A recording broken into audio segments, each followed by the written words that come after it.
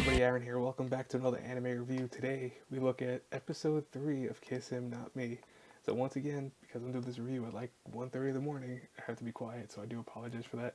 I will try my best to make this sound like I'm talking real loud. So this episode should be called the anime slash Otome reference episode because oh my god, the amount of references.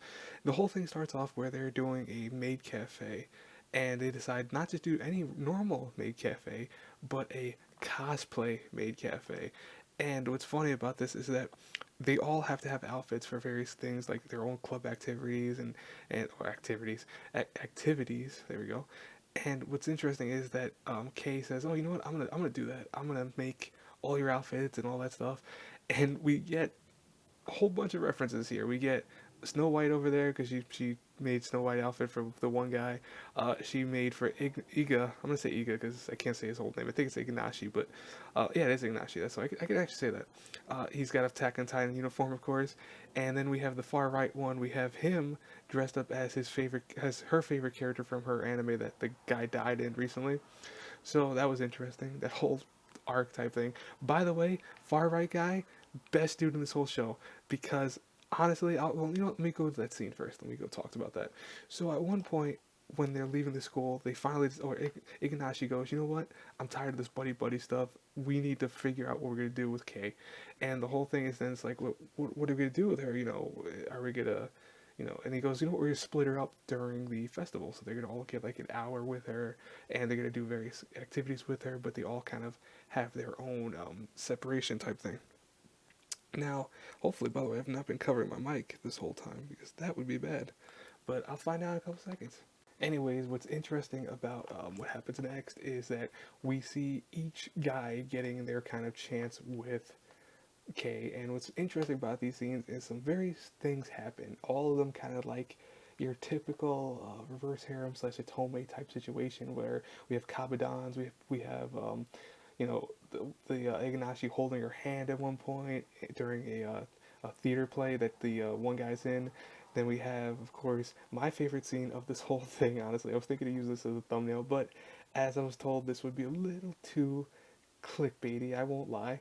But I'll keep it in this review so you can still see it, where you have the one kid falling into her chest because he's so afraid he jumps on top of her and ends up landing there, which causes her to run out into panic. But they all do various things. Now, the reason why I said before, by the way, that the guy on the far right, you know, of the image of all the different characters, the one dressed up as her favorite anime character, is my favorite, is because during his Kabadan, he goes, "Hey, you know what? Unlike all of your, you know, your anime characters, I'm real." And I'm like, oh my god, you understand the struggle of dating someone who loves husbandos so much. And I'm like, oh god, you have to fight, man. You have to fight. You can win. You can win over her. You can do it. Come on, man. You can do this. You got this.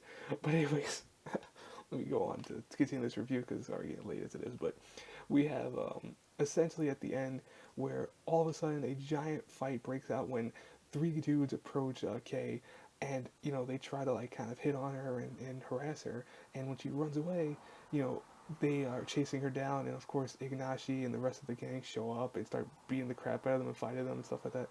And she yells out, she's so pissed off because she's upset that they are doing this, like kind of putting her in the Otome situation. She feels like she's now part of a game, and you know they realize that hey, it's not fair what they've been doing, so they'll kind of go back to being buddy buddy and overall just become friends again. And you know, even during the folk dance, instead of them asking her out, they decide to dance with one another, which leads me to my thumbnail, which you're gonna see. Not you're gonna see it here, but you can see the thumbnail of them going, "Oh my god, that's awesome!" Because of course they are in to all the dudes doing stuff together. So I mean, that's typical of the show.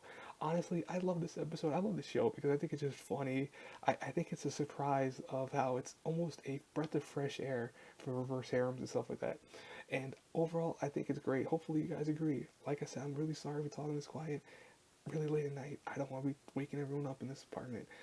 But as always, if you do like my reviews, hit that like button, subscribe, share the video. You know the whole nine. I will talk to y'all later. Have a great, blessed night, everyone. Good night. Bye-bye.